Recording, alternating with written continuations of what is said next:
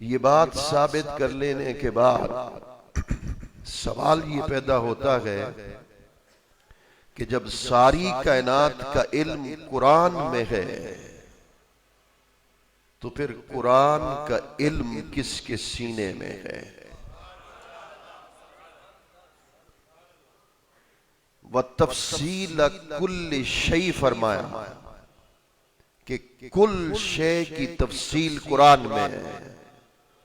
تو کل شے کی تفصیل جب قرآن میں ہے تو قرآن کا کل علم کس کے سینے میں ہے؟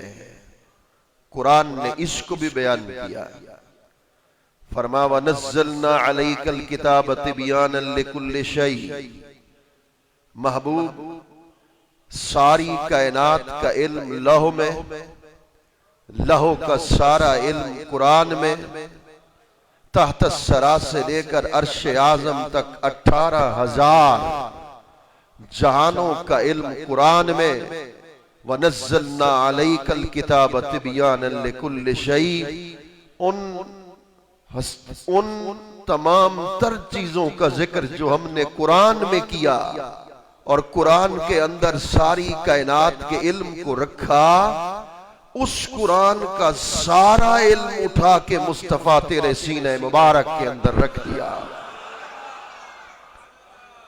تو کائنات میں کون سا علم ایسا نہ ہے کہ جو قرآن میں نہ ہو، اور قرآن کا کون سا علم ایسا ہے جو سینہ مصطفیٰ میں نہ ہو۔ اب اس کو اور مقام پر ارشاد فرمایا، وَعَلَّمَكَ مَا لَمْ تَكُنْ تَعْلَمْ وَكَانَ فَضْلُ اللَّهِ عَلَيْكَ عَظِيمًا۔ جو آپ نہ جانتے تھے وہ بھی سکھا دیا، اللہ کا آپ پر فضل عظیم ہے۔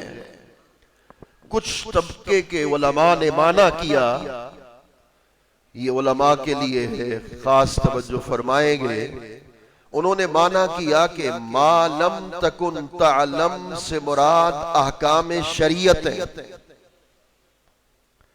پھر میرا سوال یہ ہے کہ اگر ما لم تکن تعلم میں احکام شریعت مراد ہے تو پھر ما عام ہے، اس ما عام کو کا معنی آپ خاص کر رہے ہیں۔ جب ما عام ہوگا تو پھر اپنی عمومیت پر قائم رہے گا، جب اپنی عمومیت پر قائم رہے گا تو اس ما کا معنی آپ احکام شریعت سے نہیں کر سکتے فقط۔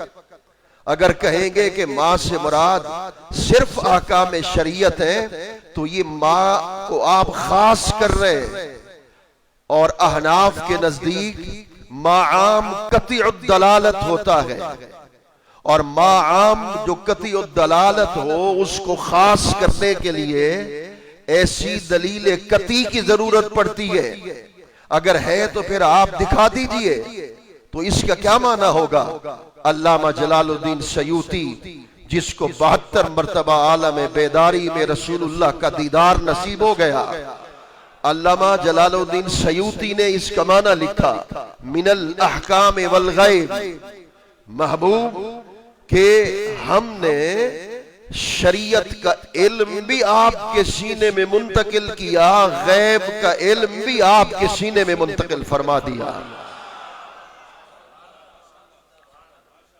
اور اسی کو بیان کیا علامہ شیخ اسماعیل حقی نے تفسیر روح البیان میں، وَعَلَّمَكَ بِالْوَحْيِ مِنَ الْغَيْبِ وَمِنْ خَفِيَّاتِ الْأُمُورِ۔ فرما محبوب وحی کے ذریعے سے ہم نے غیب کا علم آپ کے سینے میں منتقل کیا، جو مخفی راز تھے اس کا علم بھی آپ کے سینے میں منتقل فرما دیا۔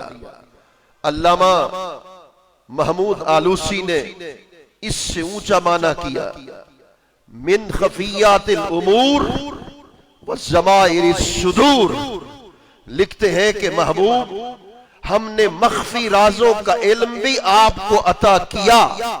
اگلا معنی میں کر رہا ہوں، دل کو لگے تو پھر دل سے سبحان اللہ کی آواز آئے، من ضمائر الصدور۔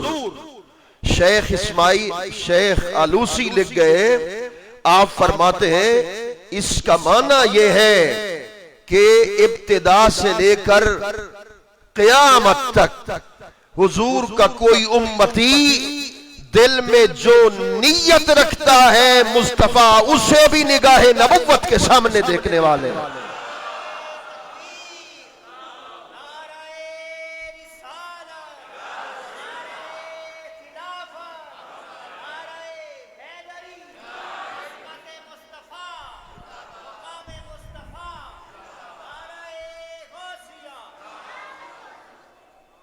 اسی کو امام قسطلانی نے بیان کیا، لا فرق بین موتہ و حیاتہ فی مشاہدتہ لامتہ باحوالہم ونیاتہم وعزائمہم وخواطرہم وذالک جلی عندہ لا خفا بہ. امام قسطلانی نے لکھا کہ حضور کی حیات میں اور حضور کے وصال میں کوئی فرق نہیں. کوئی ملا یہ نہ سمجھے کہ معاذ اللہ کہ سرکار کا وصال ہو گیا تو علم بھی ختم ہو گیا. امام قسطلانی نے لکھا ہرگز ایسا نہیں. حضور کے وصال میں، حضور کی حیات میں کوئی فرق نہیں، بلکہ وَلَلْآخِرَةُ خَيْرٌ لَكَ مِنَ الْأُولَىٰ. حضور کے وصال میں اور حضور کی حیات میں کوئی فرق نہیں. جیسے سرکار اپنی حیات طیبہ میں صحابہ کو دیکھتے تھے، ایسے سرکار اپنے وصال پاک کے بعد ہر عاشق کے چہرے کو بھی دیکھتے ہیں. ہر عاشق کے سینے میں چھپی نیت کو بھی مصطفیٰ ایسے دیکھتے ہیں جیسے ہتھیلی پاک کو نگاہ کی نبوت کے سامنے دیکھنے والے. یہ بات یہاں تک سمجھ گئی. نور فیض نبوت کا نور تقسیم ہوتا گیا. حضرت سیدنا صدیق اکبر کی ذات اقدس تک، سیدنا فاروق اعظم تک، حضرت عثمان غنی تک، مولا کائنات حضرت علی المرتضیٰ تک، ہر کسی کو حصے کے برابر حضور کے فیض نبوت کا نور ملتا رہا. ہم اہل سنت میں سے ہیں. ہمارا عقیدہ ہے افضل البشر بعد الانبیاء بالتحقیق ابو بکر. ہمارا ارادہ، ہمارا مسلک ہے کہ رسول اللہ صلی اللہ علیہ وآلہ وبارک وسلم کے بعد عالم بشر میں، اس کائنات میں سب سے افضل شخصیت حضرت سیدنا صدیق اکبر کی ذات مبارک ہے. یہ صرف میرا قول ہی نہیں، بلکہ آئیے حضرت محمد بن الحنفیہ، یہ مولا کائنات حضرت علی المرتضیٰ کے بیٹے ہیں. صحیح بخاری کو اٹھائیے، ابن ماجہ کو اٹھائیے. بیٹے نے بابا سے پوچھا ای الناس خیر بعد رسول اللہ، ای الناس خیر بعد رسول اللہ. خیر اس میں تفضیل ہے. بعد رسول اللہ، بعد مضاف ہے. بعد رسول اللہ کہ رسول اللہ کے بعد افضل ترین ہستی کون ہے؟ اگر مجھے اجازت دو تو ایک لفظ کہتا جاؤں، راوی بھی گھر کا ہے اور فیصلہ بھی گھر کا ہے. راوی بھی گھر کا ہے اور فیصلہ بھی گھر کا ہے. مولا علی سے بیٹے نے پوچھا بتائیے حضور کے بعد افضل ترین ہستی کون ہے؟ جواب میں دوں تو دل سے سبحان اللہ کہنا، سنیت کا ثبوت دینا، رب کعبہ کی قسم. مولا کائنات نے فرمایا بیٹے مجھ سے پوچھ، رسول اللہ کے بعد اس دھرتی پر اگر کوئی افضل ترین ہستی ہے تو اس کا نام صدیق اکبر کی ذات مبارک ہے. حضرت سیدنا صدیق اکبر رضی اللہ تعالیٰ عنہ، اللہ اکبر، یہ افضل البشر ہے. اور خود مولا کائنات کا خود فرمان ہے. آپ فرماتے ہیں خیر هذه الامت بعد نبیہا ابو بکر. میں ہاتھ جوڑ رہا ہوں، میں اشارہ کر کے آگے چلا جاؤں گا. آپ نے فرمایا خیر هذه الامت بعد نبیہا ابو بکر، خیر هذه الامہ، هذه الامہ میں سیدہ زہرا بھی داخل۔ حضور اس مسئلے کو جو اٹھائے جاتے ہیں اس کو پھر ختم نہ کر دیں۔ خیر هذه الامہ، اس کے اندر حضرت سیدہ زہرا پاک بھی ہے، اس کے اندر حضرت سیدنا فاروق اعظم بھی ہے، اس کے اندر حضرت سیدنا عبداللہ ابن عباس بھی ہے، اس کے اندر حضرت مولا کائنات حضرت علی المرتضیٰ بھی ہیں۔ خود مولا علی نے فرمایا اس امت میں رسول اللہ کے بعد اگر کوئی افضل ترین ہستی ہے تو اس کا نام صدیق اکبر کی ذات مبارک ہے۔ کوئی شخص اگر یہ کہہ دے کہ ہم قول کو نہیں مانا کرتے، نہیں تسلیم کرتے، اس کے اندر ضعف ہوگا، تو پھر قرآن کی طرف چلتے ہیں، پھر قرآن کی طرف چلتے ہیں۔ قرآن نے کہا ثانی اثنین اذ ہما فی الغار اذ یقول لصاحبہ لا تحزن ان اللہ معنا۔ میں یہاں حضرت امام رازی کے نقل کردہ روایت کو پیش کرنا چاہوں گا جس سے میرا ایمان تازہ ہو جاتا ہے۔ آپ فرماتے ہیں کہ ہجرت کی شب حضرت سیدنا صدیق اکبر حضور کے ساتھ چلے، کبھی دائیں چلتے، کبھی بائیں چلتے، کبھی آگے چلتے، کبھی پیچھے چلتے۔ تو رسول اللہ نے فرمایا صدیق اکبر ایسا کیوں چل رہے ہو؟ عرض کی میرے آقا پیچھے دشمن حملہ کرنے والا ہے، چاہتا یہ ہوں کہ اس کا پہلا نشانہ بنے تو صدیق اکبر کی ذات مبارک بنے۔ اور جب رات کا وقت ہوا آپ نے اپنے کپڑا، چادر یا قمیض، دونوں روایت میں آتا ہے، اس کو پھاڑا، سوراخوں کو بند کیا۔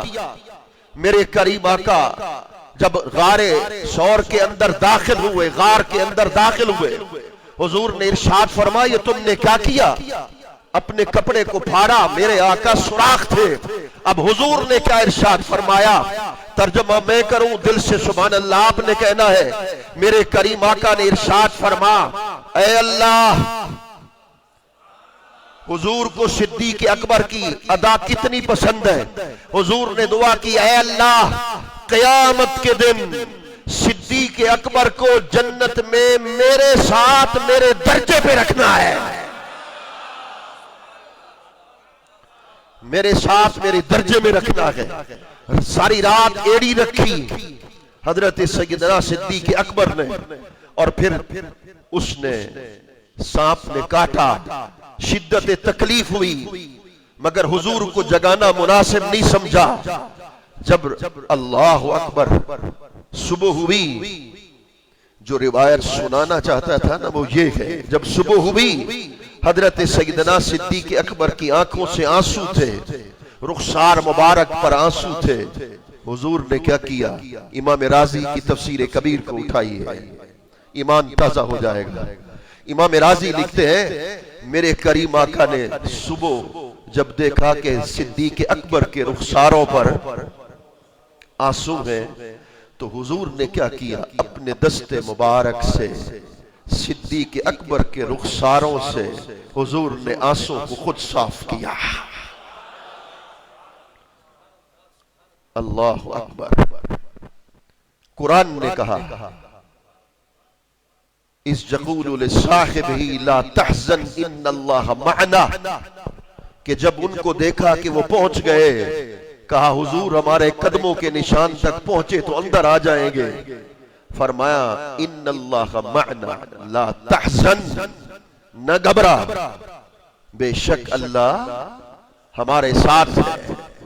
اب یہاں لا تحزن، نہ گھبرا، کچھ ملاؤں نے کہہ دیا کہ ایمان کے کمزور تھے صدیق اکبر رضی اللہ تعالیٰ عنہ، اس لیے تو انہوں نے خوف کا اظہار کیا، یہ ایمان کی کمزوری کی علامت ہے۔ ملاؤں نے کچھ کہا اگر یہ ایمان کی کمزوری کی علامت ہے تو پھر قرآن نے کہا قالوا لا تخف، ان فرشتوں نے کہا اللہ کے نبی سے کہ آپ مت گھبرائیے۔ اللہ نے حضرت لوط سے خود کہا لا تخف ولا تحزن انا منجوک واہلک، آپ نہ گھبرائیے، غم نہ کھائیے، ہم آپ کو بھی نجات دینے والے ہیں، ہم آپ کے اہل و عیال کو بھی نجات دینے والے ہیں۔ گھبراہٹ کا تعلق ایمان کی کمزوری کے ساتھ نہیں ہوتا۔ رب کعبہ کی قسم، صدیق اکبر کو اپنے جان کی پرواہ نہیں تھی، وہ تو حضور کے لیے فکر مند تھے۔ اگر حضور کے لیے فکر مند تھے تو واللہ یعصمک من الناس کا معنی کیا ہے؟ محافظ تو خدا ہے، تو فکر تو نہیں کرنی چاہیے تھی۔ لا تحزن کا مفاد پھر کیا ہوگا؟ حضور واللہ یعصمک من الناس، یہ آیت کریمہ نازل ہی مدینہ پاک میں ہوئی۔ فکر حضور کی شہادت کا نہیں تھا۔ حضرت سیدنا صدیق اکبر کو فکر یہ تھا کہ کہیں زخمی نہ کر دیں، اس لیے وہ ساری رات سو نہ سکے، 3 دن 3 رات تک غلامی میں رہے۔ مگر جو بات میں کرنے والا تھا نا کہ وہ افضل البشر ہے، قرآن نے کہا ثانی اثنین، 2 کا دوسرا۔ اب لفظ ایک ایک میں گنتا جاتا ہوں، میں وہ بندہ نہیں ہوں جو حوالے کے بغیر بات کرے۔ اٹھائیے تفسیر کبیر کو، اٹھائیے تفسیر قرطبی کو، اور اٹھائیے تفسیر روح المعانی کو۔ تمام تر مفسرین نے لکھا ثانی اثنین کا مطلب یہ ہے، مفسرین لکھتے ہیں کہ صدیق اکبر ثانی مصطفیٰ ہے۔ ایک ایک جملہ میں بولتا جاؤں گا، اب میں نہیں کہوں گا، آپ کا دل سبحان اللہ کہے گا۔ علامہ شیخ اسماعیل حقی نے لکھا کہ جب حضور عالم ارواح میں تھے تو عالم ارواح میں حضور کے ساتھ کس کی روح رہتی تھی؟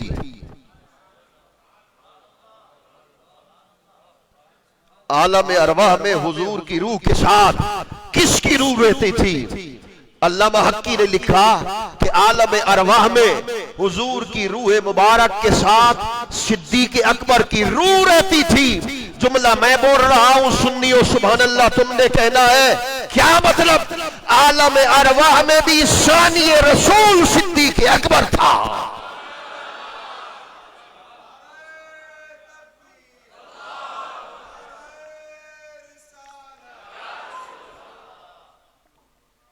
حضور نے اعلان، غزوات کے اندر جنگیں ہوئی کفار کے ساتھ، صحابہ تلوار اٹھا کر کافروں کو قتل کرتے تھے، مگر حضرت صدیق اکبر ہمیشہ حضور کے ساتھ رہتے تھے۔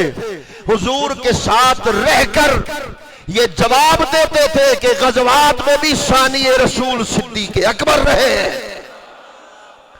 جب بھی امامت کا وقت آیا، صدیق اکبر نے مصلی پر کھڑے ہو کر حضور کی عدم موجودگی میں نماز پڑھائی، ثانی رسول صدیق اکبر بنے۔ وصال سے پہلے 3 دن پہلے حضور نے اپنے مصلی پر صدیق اکبر کو کھڑا کر کے گویا اعلان کر دیا ثانی رسول بھی صدیق اکبر بنے۔ حضور کا وصال ہو گیا۔ وصال پاک کے بعد حضور کی مزار میں سب سے پہلے آنے والے صدیق اکبر بنے، تب بھی ثانی رسول صدیق اکبر بن گئے۔ قیامت کے دن سب سے پہلے حضور اپنی مزار سے اٹھیں گے، حضور کے بعد حضرت صدیق اکبر اٹھیں گے، وہاں بھی ثانی رسول صدیق اکبر بنے۔ ارے جنت میں حضور پہلے داخل ہوں گے، حضور کے بعد حضرت صدیق اکبر جنت میں داخل ہوں گے، وہاں بھی ثانی رسول صدیق اکبر بنے۔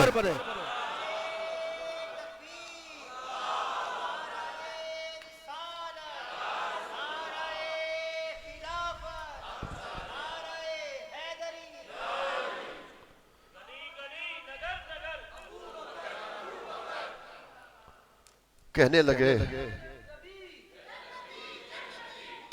بسم اللہ بسم اللہ، اس میں کوئی شک نہیں کہ ہر صحابی نبی، جب تک تم جواب نہیں دو گے میں آگے نہیں بڑھوں گا، ہر صحابی نبی۔ کہتے ہیں یہ جو بریلوی لوگ ہیں، بدعتی لوگ ہیں، مشرک ہیں، اور معنی خود بخود ایسے گھڑ لیتے ہیں، نعرے نئے نئے بنا لیتے ہیں۔ کہاں سے نعرہ ہو لگ گیا ہر صحابی نبی جنتی جنتی؟ میں نے کہا جی قرآن نے کہا، قرآن نے کہا ہر صحابی نبی جنتی، قرآن نے کہا۔ کہنے لگے کہاں لکھا ہے؟ میں نے کہا بسم اللہ، السابقون الاولون من المہاجرین والانصار والذین اتبعوهم بإحسان رضی اللہ عنہم ورضوا عنہ وأعد لهم جنات تجری وَعَدَّ لَهُمْ جَنَّاتٍ تَجْرِي تَحْتَ الْأَنْهَارُ خَالِدِينَ فِيهَا أَبَدًا ذَلِكَ الْفَوْزُ الْعَظِيمُ۔ قرآن نے کہا وَعَدَّ لَهُمْ جَنَّاتٍ تَجْرِي، ایمان میں سبقت لے جانے والے صحابہ، اللہ ان سے راضی ہے، وہ خدا سے راضی ہیں۔ اللہ نے کہا اللہ نے ان کے لیے جنت تیار کر رکھی ہے، تو پھر کیوں نہ کہیں ہر صحابی نبی۔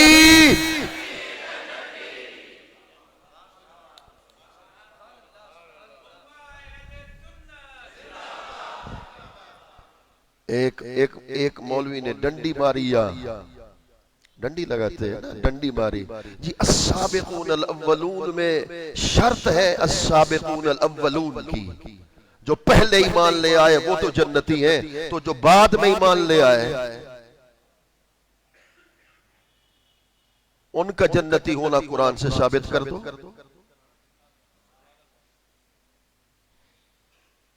ان کا جنتی جو بعد میں ایمان لے کر آئے، صحابہ فتح مکہ کے وقت یا فتح مکہ سے پہلے، ان کا جنتی ہونا قرآن سے ثابت کر دو۔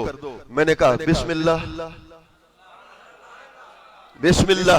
کہنے لگے کیسے؟ میں نے کہا قرآن نے کہا کلن وعد اللہ الحسنى، اللہ نے ہر صحابی سے جنتی ہونے کا وعدہ کر رکھا ہے۔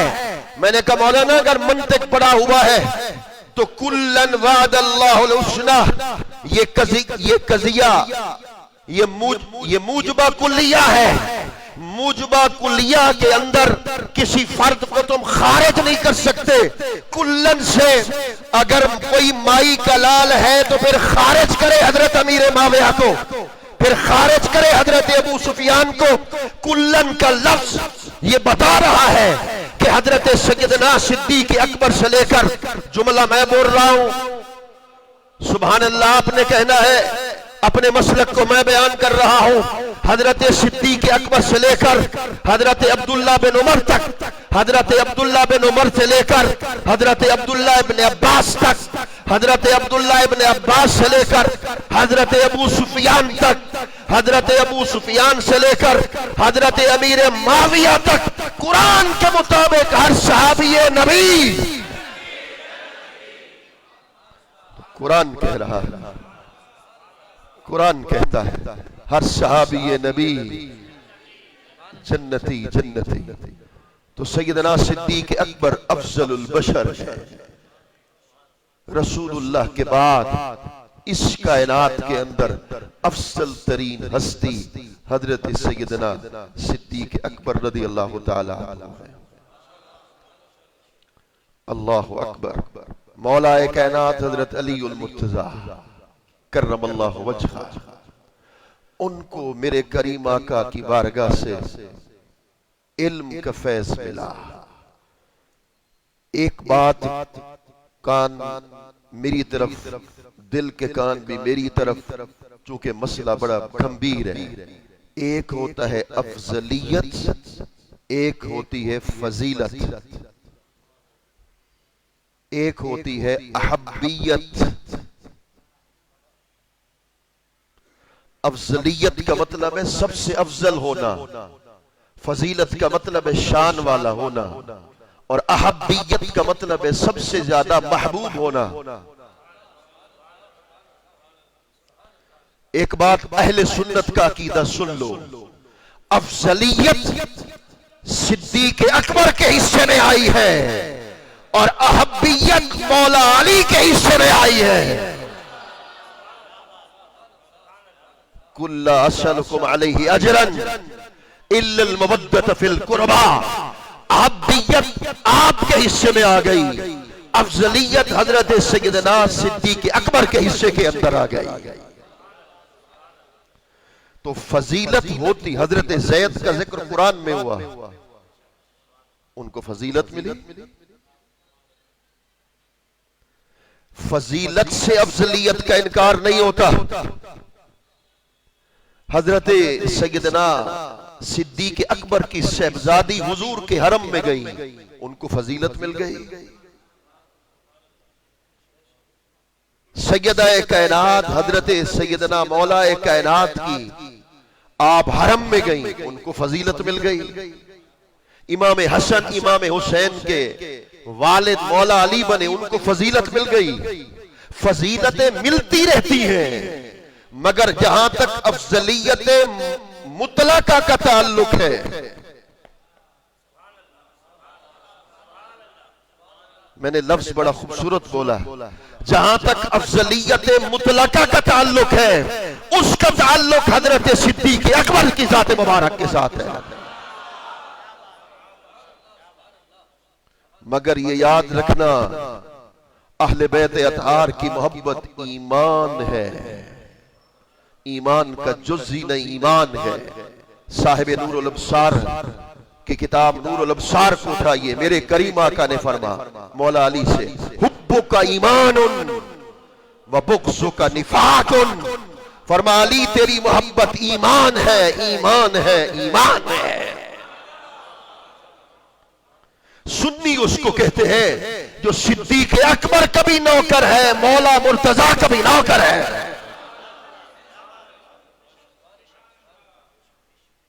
مولا علی کو مولا کہنے سے نہ گھبرا.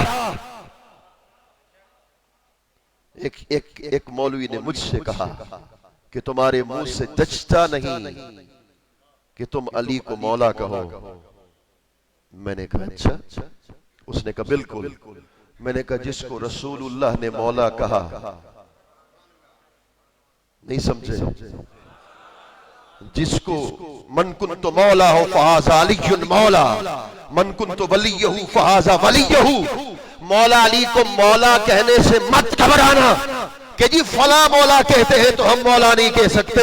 رب کعبہ کی قسم، جب رسول اللہ نے انہیں مولا کہا، حیدر کرار کل بھی مولا کائنات تھے، آج بھی مولا کائنات ہے، قیامت تک مولا کائنات ہے.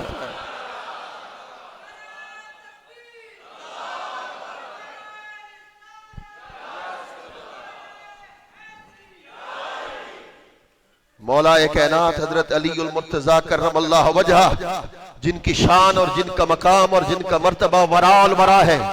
رسول کریم صلی اللہ علیہ وآلہ وبارک وسلم نے ارشاد فرمایا سنن کبریٰ میں، باقی امام مسلم کی صحیح مسلم میں مختلف روایات سے یہ حدیث نقل کی گئی ہے کہ میرے کریم آقا نے فرمایا لَأَدْفَعَنَّ الْيَوْمِ الرایت اليوم الى رجل يحب اللہ ورسولہ ويحبه اللہ ورسولہ. فرمایا کہ آج اس ہستی کے ہاتھ میں جھنڈا دے دوں گا جو اللہ سے محبت کرتا ہے، اللہ کے رسول سے محبت کرتا ہے، خود اللہ اس سے محبت کرتا ہے، اللہ کا رسول بھی اس سے محبت رکھتا ہے. اس کو آج جھنڈا دوں گا. خدا کی قسم صحابہ جمع ہو گئے، سب کی نظریں حضور کے چہرے پر جم گئیں. وَمَدُّوا أَعْنَاقَهُمْ، انہوں نے گردنیں اٹھا اٹھا کے دیکھا کہ کاش آج ہم فاتح خیبر بن جائیں، رسول اللہ ہمارا نام لے لے. مگر قرہ کس کے نام نکلا؟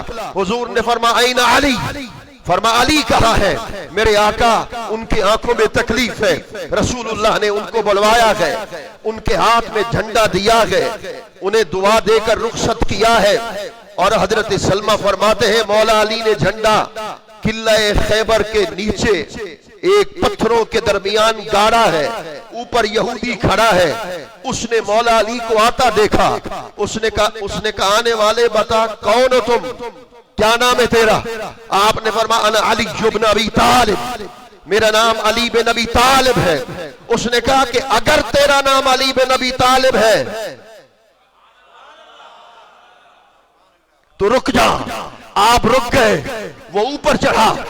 اس نے تمام تر یہودیوں سے جمع کر کے کہا ابن عساکر کو اٹھا کر دیکھیے. اس نے کہا غلبتم وما انزل علی موسیٰ. اس نے کہا مجھے تورات کی قسم آج تمہیں شکست ہو گئی. آج تم جنگ ہار گئے. جنگ تو شروع نہیں ہوئی, تو کیسے کہتا ہے تو ہار گئے؟ کہنے والا کہنے لگا آنے والا جو علی ہے. گویا کہ جملہ میں بول رہا ہوں, دل سے سبحان اللہ کہنا ہے. گویا کہ وہ کہہ رہا تھا یہودیوں کو بھی یہ علم تھا کہ قلعہ خیبر کا فاتح ہوگا تو اس کا نام علی بن ابی طالب ہوگا. اسی حدیث کو مختلف محدثین نے دوسرے الفاظ میں بیان کیا. امام حسن مجتبی علیہ السلام ہے, سر پر سیاہ رنگ کا امامہ باندھا ہے. آپ گھر کے اندر داخل, آپ باہر داخل ہوئے ہیں. فرما ما سبقہ الاولون بعلم, پھر کہہ رہا ہوں ما سبقہ الاولون بعلم ولا یدرک الاخرون. فرما میرے بابا شہید ہو گئے علم میں, نہ ان جیسا پہلا کوئی تھا نہ علم میں ان جیسا کوئی بن سکتا ہے, ہو سکتا ہے. فرما میں نے رسول اللہ سے سنا, رسول اللہ نے ارشاد فرمایا, رسول اللہ نے ارشاد فرما فقاتل جبریل یمینہ ومیکائیل یسارہ. رسول اللہ نے ارشاد فرمایا کہ جب میرا علی میدان جنگ میں اترتا ہے تو اکیلے نہیں جاتا. جب میدان جنگ میں اترتا ہے تو جبریل اس کے دائیں جانب ہوتا ہے, میکائیل اس کے بائیں جانب ہوتا ہے. مولا کائنات حضرت علی المرتضیٰ کرم اللہ وجہہ, جن کی شان اور جن کا مقام اور جن کا مرتبہ وراء الورا ہے, حضرت سیدنا فاروق اعظم نے ارشاد فرما اللہ اکبر عجزت النساء ان تلد مثل علی ابن ابی طالب. ہائے ہائے ہائے ہائے ہائے. سیدنا فاروق اعظم نے فرما لوگوں سن لو, عورتیں اب عاجز آ گئی ہیں کہ اب علی جیسا لال پیدا کر سکے. آج کے بعد کوئی عورت علی جیسا لال جنم نہیں دے سکتی ہے. اقم النساء ان یاتین بمثل امیر المومنین علی بن ابی طالب. یہ سیدنا فاروق اعظم نے فرما عورتیں باز ہو گئیں کہ اب علی جیسا کوئی مرد پیدا کر سکیں. اور خود حضرت سیدنا فاروق اعظم نے فرما لا ابقانی اللہ بعدک یا علی, اے علی آج تیرا وصال ہو جائے تو میں بھی اللہ سے دعا کروں گا کہ خدا میرا بھی وصال کا حکم عطا کر دے. ان کی شان وراء الورا ہے, مقام ان کا وراء الورا ہے. سنیے, جہاں تک قرآن کا تعلق تھا, قرآن کا سارا علم حضور کے سینے میں ملا, اور حضور کے سینے سے قرآن کا علم کا ایک حصہ مولا کائنات حضرت علی المرتضیٰ کے سینے اقدس میں منتقل ہوا. اس لیے کہ رسول اللہ نے فرما علی مع القرآن والقرآن مع علی. فرما علی قرآن کے ساتھ ہے, قرآن علی کے ساتھ ہے. حتیٰ یرد علی الحوض, فرما علی قرآن سے جدا نہیں ہو سکتا, قرآن علی سے جدا نہیں ہو سکتا. فرمایا کہ قیامت کے دن حوض کوثر کے مقام پر حضور نے فرما علی اکیلا نہیں آئے گا, علی قرآن کے ساتھ آئے گا, قرآن علی کے ساتھ آئے گا.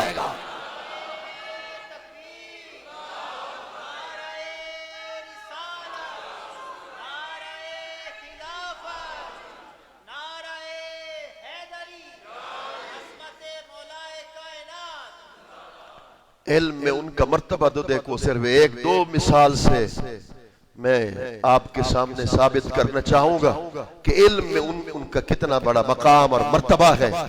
یارو سنیے, ایک جگہ آپ جلوگر ہیں اور کسی شخص نے سوال کیا حضور یہ تو ارشاد فرمائیے دو بچے ہیں، ان کے سر آپس میں ملے ہوئے، سینہ بھی آپس میں ملا ہوا، ہاتھ 4 ہیں، ٹانگیں 2 ہیں، باپ مر گیا ہے، وصیت میراث تقسیم کرنا ہے، بچہ 1 ہے یا بچے 2 ہیں؟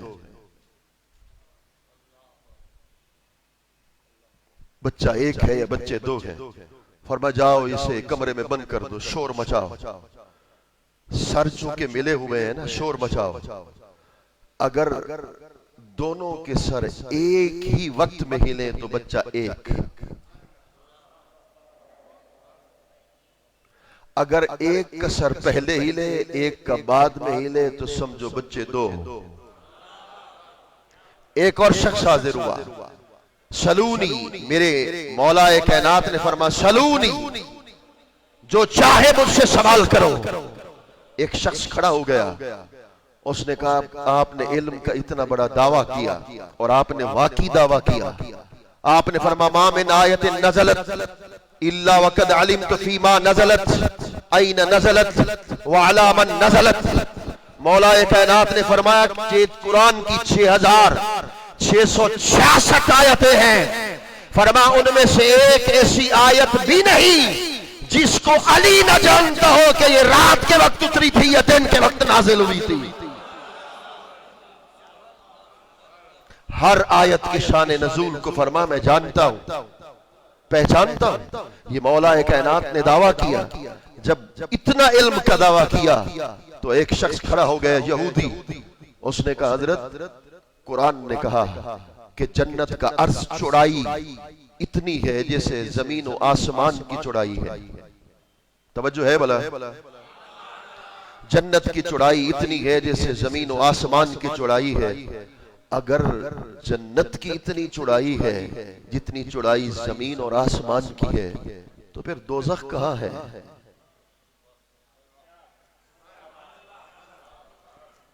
پھر دوزخ کہاں ہے؟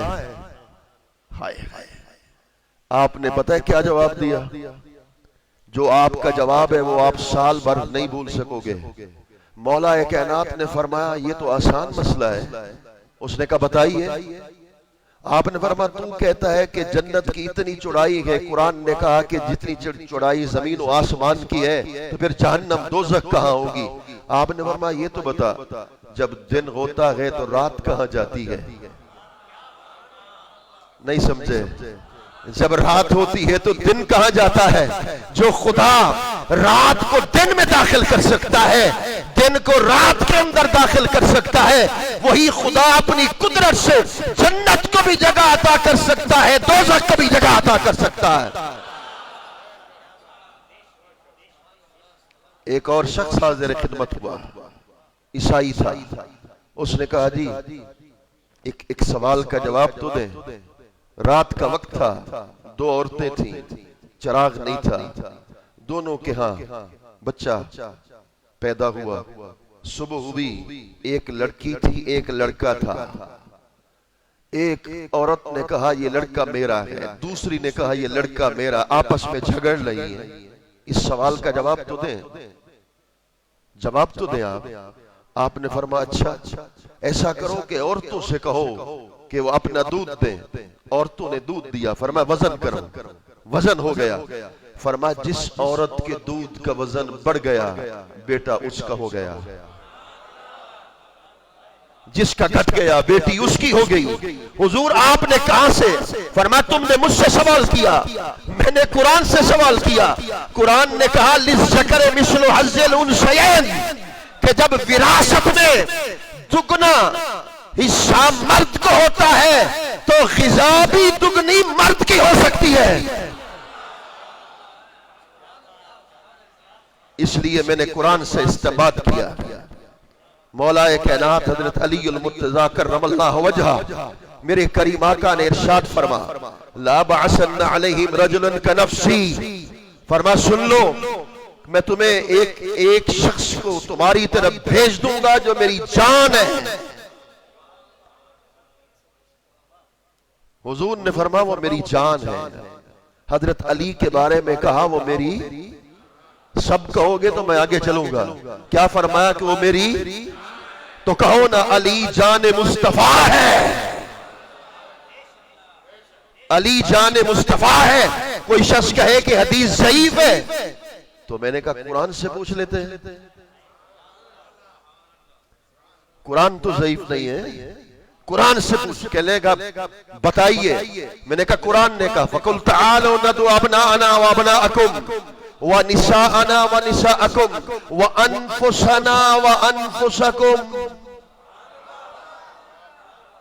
فرما محبوب کہہ دیجئے تم اپنے بیٹوں کو لاؤ، مباہلے کے وقت میں اپنے بیٹوں کو لاؤں گا، تم اپنی عورتوں کو لاؤ، میں اپنی مقدس عورتوں کو لاؤں گا. فرمایا تم اپنی جانوں کو لانا، میں بھی اپنی جان کو لاؤں گا. مولا کائنات حضور کی جان بن کر مباہلے کے لیے تشریف لے گئے. ان کی شان اور ان کا مقام اور ان کا مرتبہ وراء الورا ہے. ان کی شان اگر بیان کریں تو پوری رات ہی گزر جائے گی، مگر عقیدے کی ایک بات، اور حضرت نے مجھے حکم دیا ایک عاشق کی بات سنا کے آپ سے رخصت چاہتا ہوں. عقیدے کی بات جگہ کہنے لگے کہ غدیر خم کے مقام پر رسول اللہ نے مولا علی کی خلافت کا اعلان کیا. من کنت ولیہ فہذا ولیہ، یہ خلافت کا اعلان تھا. بعد میں حضرت سیدنا صدیق اکبر نے غصب کر لی مولا کائنات کے حق کو، حضرت فاروق اعظم نے، حضرت عثمان غنی نے غصب کر لیا. اصل میں خلافت کے حقدار حضرت علی ہے، وہ خلیفۃ بلا فصل ہے.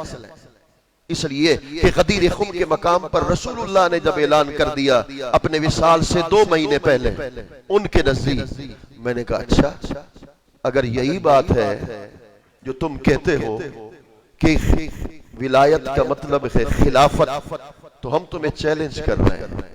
اپنی کسی کتاب لغت سے اٹھا، ہم اہل سنت کو چھوڑ، اپنی کسی کتاب لغت سے اٹھا ولایت کا مطلب ہو خلافت تو ہم مان لیں گے. ہم ماننے کے تیری بات. ولایت کا مطلب ہے خلافت، ولایت کا مطلب ہے اولا، ولایت کا مطلب ہے اقرب، ولایت کا مطلب ہے محبوب احب حب. ولایت کا مطلب خلافت نہیں ہو سکتا. اگر ایسی ہی بات ہے، اگر ایسا ہی سلسلہ ہے کہ رسول اللہ صلی اللہ علیہ وآلہ وبارک وسلم نے مولا کائنات کی خلافت کا اعلان کر دیا تھا، تو پھر آپ جانتے ہوں گے اصول حدیث کا ایک اصول ہے کہ ایک حکم ہوتا ہے ناسخ، ایک حکم ہوتا ہے منسوخ. آخری عمل ناسخ، پہلا حکم منسوخ. اگر حضور نے اعلان کر بھی دیا، تیرے نزدیک بالفرض مان بھی لے ولایت کا مطلب خلافت ہے، اول تو پہلے میں چیلنج کر رہا ہوں، بالفرض میں مان بھی لوں کہ ولایت کا مطلب خلافت ہے، تو یہ بتا کہ رسول اللہ نے وصال سے 3 دن پہلے اپنے مصلی پر مولا علی کو کھڑا کیوں نہیں کیا؟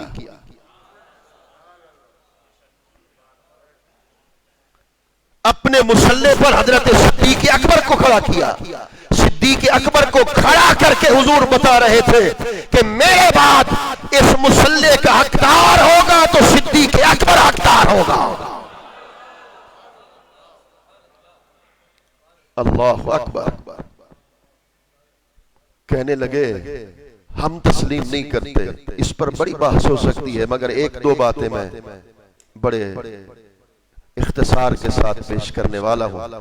میں نے کہا قرآن نے کہا وَإِذْ أَسَرَّ النَّبِيُّ إِلَىٰ بَعْضِ أَزْوَاجِهِ حَدِيثًا، کہ جب رسول اللہ نے اپنی اہلیہ محترمہ سے راز کی بات کی، حضرت حفصہ بنت عمر بن خطاب سے راز کی بات کی. اس آیت کی تفسیر میں اٹھائیے، ان کی کتاب کا نام ہے تفسیر کمی، ان کی تفسیر کا نام ہے تفسیر ساوی. بڑی معتبر کتاب ہے ان کی تفسیر ساوی اور تفسیر کمی. اس کے اندر لکھتا ہے کہ رسول اللہ نے حضرت حفصہ کو راز کی بات کیا کہی. حضور نے راز کی بات یہ کہی، اے حفصہ نہ گھبرا، میرے بعد خلافت پر صدیق اکبر بیٹھے گا، اور صدیق اکبر کے بعد خلافت پر تیرا بابا عمر بن خطاب بیٹھے گا۔ آؤ سنو، خود خدا کی عزت کی قسم رسول اللہ کی موجودگی میں صحابہ نعرہ لگاتے تھے، وَكُنَّا نَقُولُ وَرَسُولُ اللَّهِ حَيٌّ افضل البشر بعد نبینا ابو بکر ثم عمر ثم عثمان۔ حضور کی موجودگی میں حیات طیبہ میں صحابہ نعرہ لگاتے تھے کہ حضور کے بعد افضل ابو بکر ہے، ابو بکر کے بعد فاروق اعظم ہے، فاروق اعظم کے بعد حضرت عثمان غنی رضی اللہ تعالی عنہ۔ جدہ عشق فرید استاد تھیا، سب علم عمل برباد تھیا، تے حضرت دل آباد تھیا، سو وجد کنو لکھ حال کنو۔ جسے سریکی نہ بھی سمجھ آئے وہ تب بھی سبحان اللہ کہہ دے۔ پھر پیر فرید کہتا ہے جدہ عشق فرید استاد تھیا، سب علم عمل برباد تھیا، تے حضرت دل آباد تھیا، سو وجد کنو لکھ حال کنو۔ ایکو تھوڑی سی کم کریں گے۔ حضور کا سچا عاشق ہے، نام حضرت خواجہ اویس قرنی ہے رضی اللہ تعالیٰ عنہ۔ صبح سے لے کر شام تک نابینا ماں کی خدمت کرتا ہے، جب رات کا وقت ہوتا ہے ہاتھ جوڑ کے عرض کرتا ہے ماں تھوڑی دیر مہلت تو دو، حضور کے مدینے جانا چاہتا ہوں، حضور کے چہرے انور کا دیدار کرنا چاہتا ہوں۔ مدینے کون نہیں جانا چاہتا، میرے مسلک کا امام ہے، مجدد دین و ملت ہے، اعلیٰ حضرت ہے، جدید تحقیق کے مطابق 125 علوم پہ حاوی ہے۔ جب وہ حضور کے مدینے پہنچے ہیں نا تو جالی مبارک کے سامنے کھڑے ہوتے ہیں، تو اور میں جالی دیکھنے کے لیے جاتے ہیں، عاشق جالی کے بار حضور کے چہرے انور کے دیدار کے لیے جایا کرتے ہیں۔ اعلیٰ حضرت عظیم البرکت ہیں، اور پھر جالی پاک کے سامنے گئے ہیں، میرے آقا رخ سے جالی کا پردہ ہٹاؤ نا، احمد رضا کو چہرے کا دیدار کرواؤ نا۔ جب دیدار نصیب نہیں ہوتا ہے تو پھر اعلیٰ حضرت رو رو کے کہتے ہیں بکار خیش حیرانم اغسنی یا رسول اللہ، پریشانم پریشانم اغسنی یا رسول اللہ، شہاب کس نوازی کن طبیبہ چارہ سازی کن، مریض درد اسیانم اغسنی یا رسول اللہ۔ پھر بھی دیدار نصیب نہیں ہوا تو اعلیٰ حضرت مدینہ کی گلیوں میں پھرتے ہیں، رو رو کے کہتے ہیں وہ سوئے لالازار پھرتے ہیں، وہ سوئے لالازار پھرتے ہیں، تیرے دن نئے بہار پھرتے ہیں، تیری کیا پوچھے کوئی بات رضا، تجھ سے کتے ہزار پھرتے ہیں، تیری کیا پوچھے کوئی بات رضا، تجھ سے شہدا ہزار پھرتے ہیں۔ پھر حضرت لال شہباز قلندر بھی رو رو کے کہتا ہے قوسین چو نگویم ابرو مصطفیٰ را، مازاز دفت عزت چشم حق نمارا، اے تاج کج کلاہاں اے شاہدی پناہاں، برحال زار عثماں چشم کرم خدارا، اے تاج کج کلاہاں اے شاہدی پناہاں، برحال زار عثماں چشم کرم خدارا۔ پھر اللہ اکبر جامی بھی رو رو کے کہتا ہے سگت راکاش جامی نام بودے، قیامت پر زبانت گاہے گاہے، میرے آقا اگر میں مدینے نہیں آ سکتا تو ایک کرم تو کر دو، مدینہ کی گلیوں میں پھرنے والے کسی ایک کتے کا نام جامی رکھ لو، بس جامی جامی کر کے بلاؤ گے، میں کتا بن کے حاضر خدمت ہوتا چلا جاؤں گا۔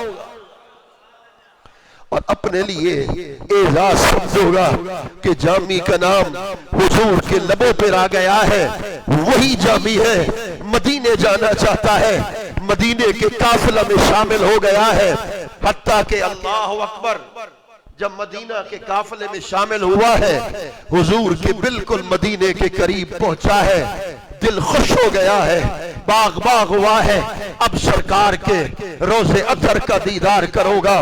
اتنے میں میرے سرکار مدینہ کے گورنر کو خواب میں آئے ہیں، سب کو آنے دینا مگر میرے جامی کو روک لینا. اگر آج جامی مدینے میں آ گیا تو مجھ مصطفیٰ کو روزے سے باہر آنا پڑ جائے گا. جامی کو روکا ہے. جب جامی کو روکا ہے ہر مسافر مدینے کے اندر داخل ہوا ہے.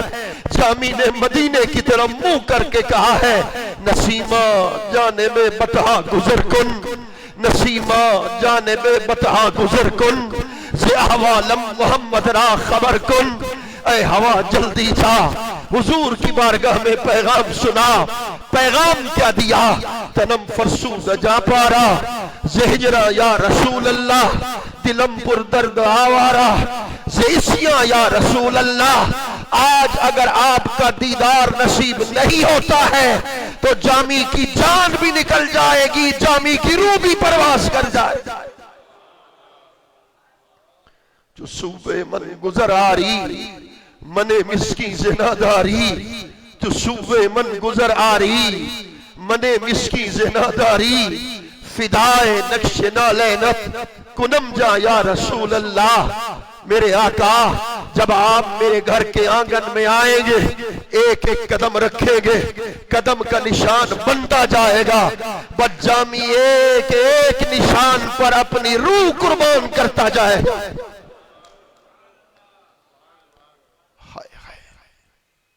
جگر پھٹ جاتا ہے جب یہ میں جملہ کہتا ہوں نا. تو پھر جامی نے اپنے آپ کو صندوق میں بند کرایا گیا اور صندوق میں بند کرا کے دوستوں سے کہا ہے مجھے چھپ چھپا کے حضور کی بارگاہ میں لے جاؤ. جب جامی کے اس کی صندوق کو اٹھایا گیا ہے اتنے میں حضور پھر گورنر کو خواب میں آئے گئے. تو سو رہا ہے, میرا جامی صندوق میں بند ہو کے آ رہا ہے. گورنر نے صندوق کو کھولا ہے, جامی کی دھاڑ نکل گئی. جامی نے کہا میں اتنا سیاکار ہوں, میں اتنا گناہگار ہوں کہ مجھ جیسا گناہگار مدینے میں داخل نہیں ہو سکتا. گورنر کی دھاڑ نکلی. اس نے کہا میری کیا جرت کہ میں تمہیں روکوں, خود مدینے والے نے تمہیں روکا ہے. جب حضور کے بارے میں سنا نا کہ حضور نے مجھے روکا ہے تو پھر جامی کی دھاڑ نکلتی ہے. کہتا ہے زِ مہجوری برآمد جان عالم, زِ مہجوری برآمد جان عالم, تراہم یا نبی اللہ تراہم, زِ مہجوری برآمد جان عالم, تراہم یا نبی اللہ تراہم. وہ بھی صبح سے لے کر شام تک اپنی نابینا ماں کی خدمت کرتا ہے. رات کا وقت ہوتا ہے پھر کرن کی گلیوں میں چلتا ہے.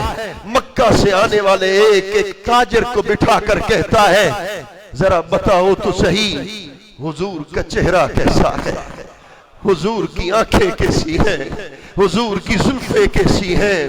تتی تھی جو گڑ چودھار پھرا, ہند سندھ پنجاب تے مار پھرا, سن بہر شہر بازار پھرا, مت یار ملم کہیں سان سبب. 15 سال کے عرصے کے بعد نابینا ماں نے بیٹے کے ہاتھ پہ ہاتھ رکھا ہے. ماں کی دھاڑ نکل گئی ہے. ماں نے دیکھا ہے, محسوس کیا ہے کہ وہ ہڈیوں کا ڈھانچہ بن چکا ہے, پیٹ سوکھ کے کمر کے ساتھ لگ چکا ہے.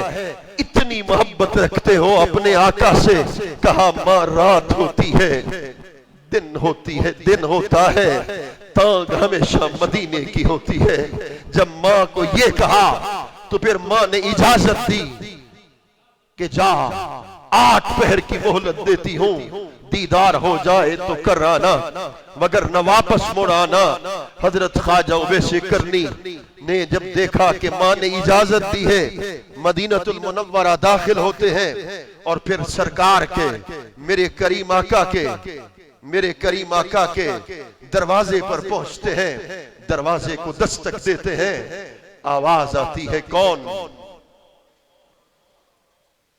کہنے لگے شتر بار بکر بار چھیڑو, نام اویس کرنی رکھتا ہوں, کیوں آئے ہو؟ ایک جھلک تو حضور کے چہرے کی دکھا دو نا. آواز آئی ہے جس ہستی کے لیے تو آیا ہے حضور مسجد نبوی میں بیٹھے ہیں, جا دیدار کر لے. 2 قدم اٹھاتے تو دیدار ہو جاتا، مگر میں دل پہ ہاتھ رکھ کر بات کرنے والا ہوں، اس کو دل کے کان سے سننا ہے۔ 1 قدم اٹھایا پھر 1 قدم رکھا اور رکھ کر کہا اویس کرنی اتنے قدموں کو اٹھا کر مدینے آ گیا ہے، 2 قدم اٹھائے گا تو حضور کا دیدار ہو جائے گا، پہلے یہ فیصلہ کر لے تیری آنکھیں اس قابل بھی ہیں جو حضور کے چہرے کو دیکھ سکیں، تیری آنکھیں اس قابل بھی ہیں جو حضور کے چہرے کا نظارہ کر سکیں۔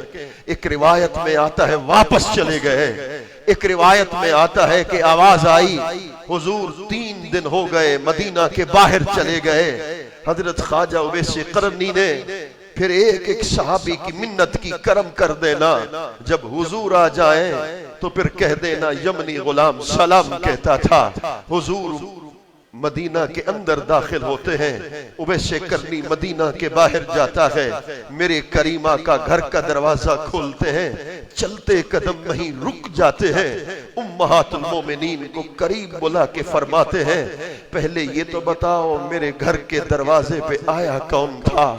سئی گدڑی پہننے والا فقیر تھا، بکریاں چرانے والا بکروال تھا، نام اویس کرنی رکھتے تھے، اویس کرنی کا نام سننا تھا، سرکار کی چشمان مقدس سے آنسو روا ہو گئے، واہ عاشق تیری شان، ساری دنیا حضور کے عشق میں روتی ہے، حضور تجھ پر کرم فرما رہے تھے۔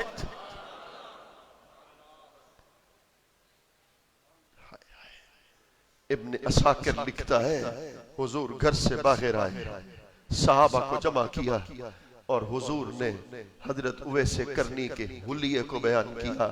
ہر محدث حضور کا حلیہ بیان کرتا ہے، اس دن حضور اویس کرنی کا حلیہ بیان فرما رہے تھے۔ حضرت صدیق اکبر کھڑے ہو گئے، میں دیدار کر سکتا ہوں، فرمایا تم نہیں کر سکتے۔ حضرت فاروق اعظم کھڑے ہو گئے، میں دیدار کر سکتا ہوں، فرمایا ہاں جب دیدار ہو جائے اسے میرا بھی سلام پہنچا دینا۔ حضرت سیدنا فاروق اعظم، حضرت بلال اور حضرت سیدنا مولا کائنات حضرت علی المرتضیٰ تینوں قرن پہنچے حضرت خواجہ اویس کرنی کی زیارت کے لیے۔ ایک گلی میں حضرت بلال، دوسری گلی میں حضرت سیدنا فاروق اعظم، تیسری گلی میں حضرت علی المرتضیٰ تلاش کر رہے ہیں فقیر کو۔ کوئی اعتراض نہ کر دے کہ صحابی ہو کر تابعی کی زیارت کے لیے گئے، ہاں حضور نے خود بھیجا، بھیج کر بتا دیا کہ تابعی کی کسی اللہ کے مقرب بندے کی زیارت کرنا یہ سنت صحابہ میں سے ہے، سنت صحابہ میں سے ہے۔ ایک گلی میں حضرت بلال، ایک گلی میں حضرت علی، ایک گلی میں حضرت فاروق اعظم۔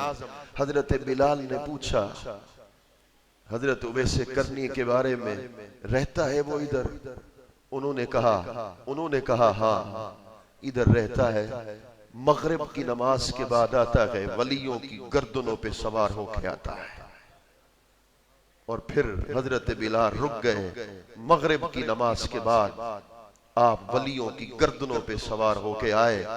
اب وہ لفظ میں نہیں کہہ سکتا، میرے اندر جرت نہیں، صرف اشارہ کر کے آگے بڑھنا چاہتا ہوں۔ حضرت بلال نے حضرت اویس کو دیکھا، حضرت اویس نے حضرت بلال کو دیکھا۔ ایک وہ ہے جس نے ساری زندگی حضور کا دیدار کر رکھا ہے، ایک وہ ہے جو دیدار کے لیے ترس رہا ہے۔ جب حضرت بلال نے حضرت سیدنا اویس قرنی کو دیکھا، آپ نے ہو کہا، آپ بے ہوش ہو کر گر پڑے۔ جب ہوش آیا مولا علی نے پوچھا کیا ہو گیا؟ صحیح ایسی ہستی ہے جب ہو کرتا ہے تو پھر ہم بھی بے ہوش ہو جاتے ہیں۔ فرما اچھا۔ تیسری گلی میں حضرت فاروق اعظم پہنچے، ایک بندے سے پوچھا جانتے ہو اویس کرنی کو؟ اب تقریر کے اختتام کی طرف میں آ گیا۔ جانتے ہو اویس کرنی کو؟ حضور جانتا ہوں، مگر حیران ہوں، آپ امیر المومنین، وہ بکروال، آپ خلیفہ وقت، وہ شترمان، نسبت تو کیا ہے؟ حضور اللہ اکبر، وہ تو دیوانہ ہے، ہر وقت دوڑتا ہے، لوگ اسے پتھر مارتے ہیں، کوئی اسے گالی دیتا ہے۔ پیر فرید نے کہا منہ دھول مٹی سر پایوں، سر ننگ نموز وجایوں، کوئی پچھن نویڑ ہے آیوں، ہت الٹا عالم کھلدا، کیا حال سناواں دل دا، کوئی محرم راز نہ ملدا۔ کئی سانس طبیب کماوین، سے پڑیاں جھول پلاوین، میرے دل دا بھیت نہ پاوین، میرے دل دا بھیت نہ پاوین۔ اللہ اکبر، دل پرم نگر تو تانگے، جتھا بیندے سخت اڑانگے، نہ رہا فرید نہ لانگے، اے پند بہو مشکل دا، کیا حال سناواں دل دا، کوئی محرم راز نہ ملدا۔ حضور لوگ اسے پتھر مارتے ہیں، کوئی دیوانہ دیوانے سے ملنا ہے۔ وہ تو بچوں کے سامنے ہاتھ جوڑتا ہے اور کہتا ہے مجھے پتھر نہ مارا کرو، چونکہ پتھر مارتے ہو تو میرے جسم سے خون بہتا ہے، میں بار بار وضو کرتا ہوں، تو جب بار بار وضو کرتا ہوں ڈرتا ہوں کہ کہیں اس کی پکڑ قیامت کے دن مجھ سے نہ ہو جائے۔ وہ تو دیوانہ ہے، آپ کو کیا کام؟ حضرت فاروق اعظم چلے گئے، مسمک کیا نام ہے تیرا؟ آپ نے فرمایا انی عبداللہ، چھپایا اللہ کا بندہ ہوں۔ کہا وہ نام سنا جو تیری ماں نے رکھا، میں ویسے کرنی ہوں، آپ کون ہیں؟ فرمایا میں فاروق اعظم، یہ حضرت علی، یہ حضرت بلال، تینوں تیرے لیے آئے ہیں۔ حضور میرے لیے کسی اور سے ملنا ہوگا، میں تو بکروال۔ آپ امیر المومنین سیدنا فاروق اعظم نے فرمایا تیرے مقدر پہ دنیا قربان، سارے نبیوں کے امام نے، رسول اللہ نے مدینے سے تمہیں سلام بھی بھیجا ہے، معراج والا جبہ بھی تیرے پاس بھیجا ہے۔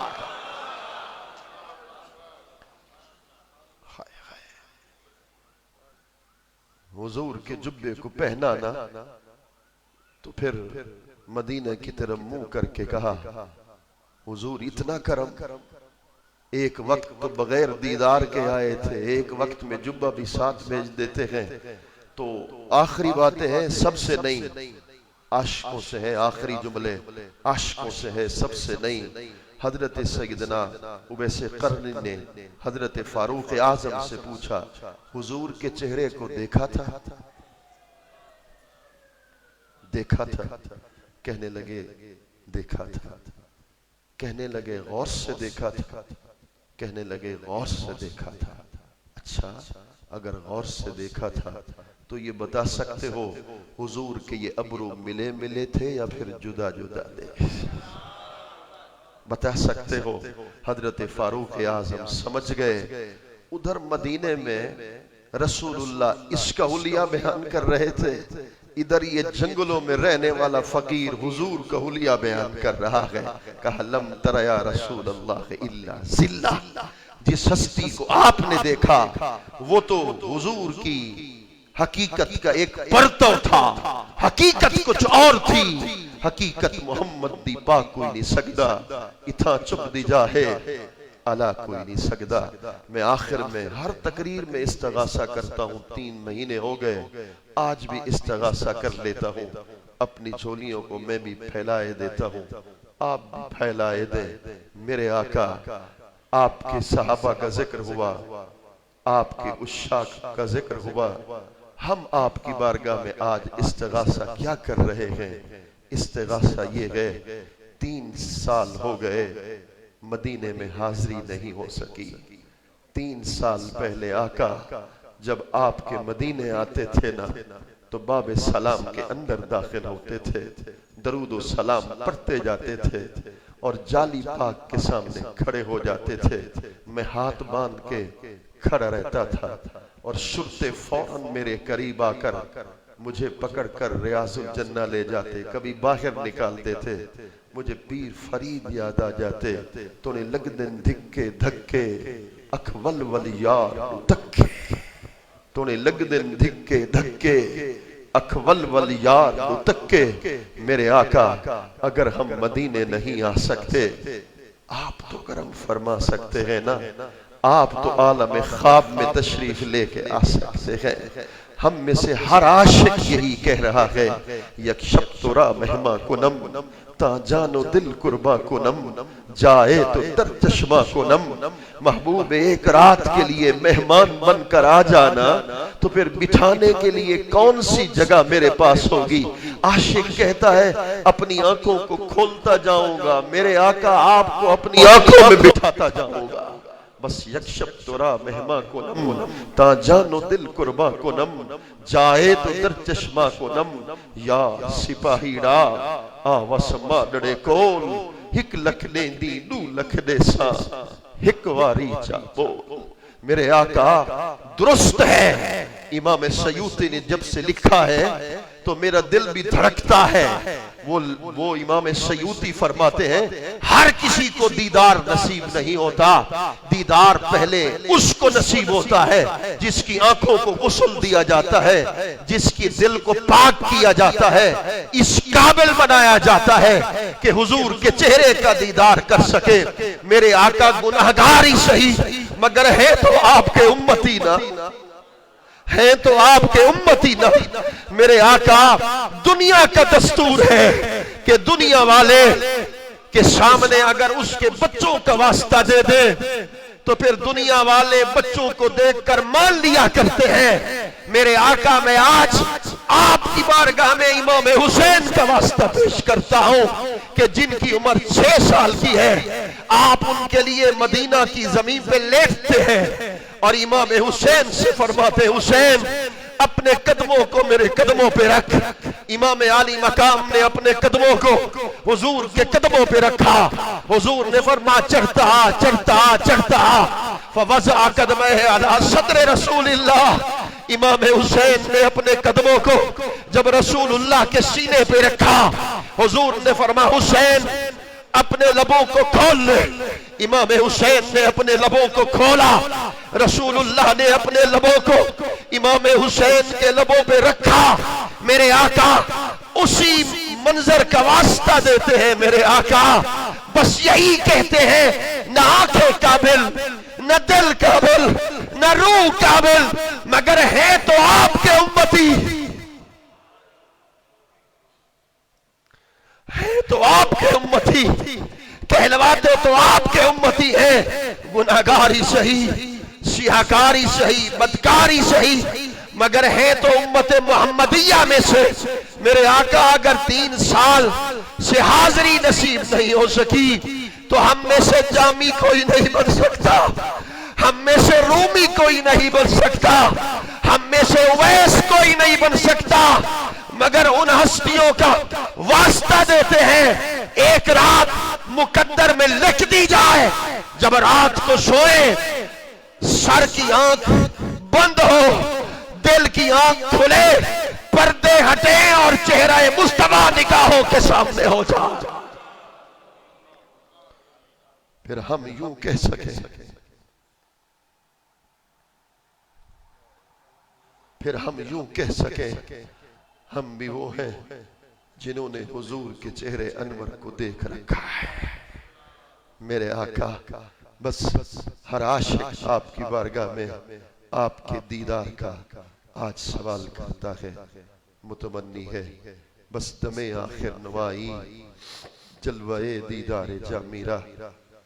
جامی نے کہا تھا میرے آقا میں نے ساری زندگی نعتیں پڑھی ہیں, نعتیں لکھی ہیں, جامی چاہتا یہ ہے کہ جب اس کی موت کا وقت قریب ہو, پتلی بعد میں بند ہو, پردے ہٹیں اور چہرہ مصطفیٰ نگاہوں کے سامنے ہو جائے. اب کیا کسی سے کام, تجھے دیکھنے کے بعد سب کو میرا سلام, تجھے دیکھنے کے بعد دل سے یہی دعا ہے تمہارے فرید کی, دل سے یہی دعا ہے تمہارے فرید کی, ہو زندگی کی شام تجھے دیکھنے کے بعد.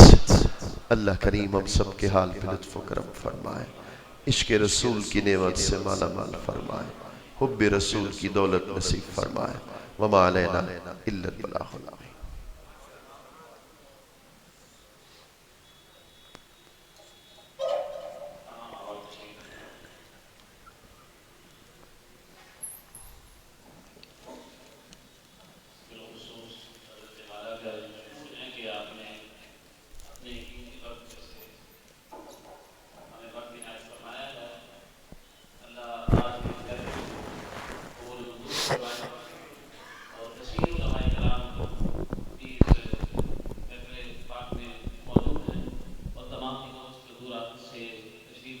کے بھی مشکور و ممنون ہوں۔ حضرت علامہ خلیل احمد نورانی صاحب موجود ہیں، اور حضرت مفتی محمد سراج سعیدی صاحب قبلہ بھی تشریف لے آئے، اور محترم قاری اللہ ڈبایا صاحب، علامہ نصر اللہ نقشبندی صاحب، اور قبلہ مفتی حبیب سعیدی صاحب بھی تشریف فرما تھے، علامہ مسعود صاحب، اور قابل احترام علامہ سید غیاث احمد ہاشمی صاحب بھی تشریف فرما ہوئے، اور علامہ اظہر حسین نقشبندی صاحب، علامہ شہزاد اکرام رضا قادری صاحب، اور جن احباب تک میری نظر نہیں پہنچی، میں نام نہیں لے سکا، معذرت خواہ ہوں۔ آپ تمام احباب کا دل کی عطا گرائیوں سے مشکور و ممنون ہوں۔ اللہ ہم سب کا آنا اپنے بارگاہ میں منظور و مقبول فرمائے۔ میں جناب حافظ غلام رسول طیبی صاحب سے مقدسوں کی دعائیں اور صلاۃ و سلام پیش کریں، اس کے بعد دعا ہوگی، اس کے بعد لنگر ہے۔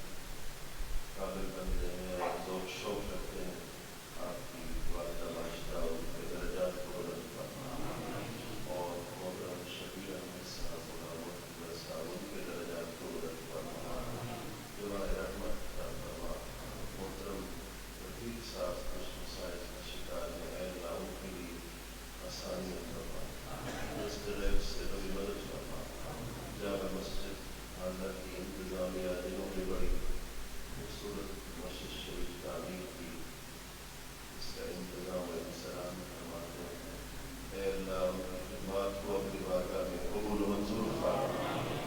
بڑی کثیر تعداد میں علماء کرام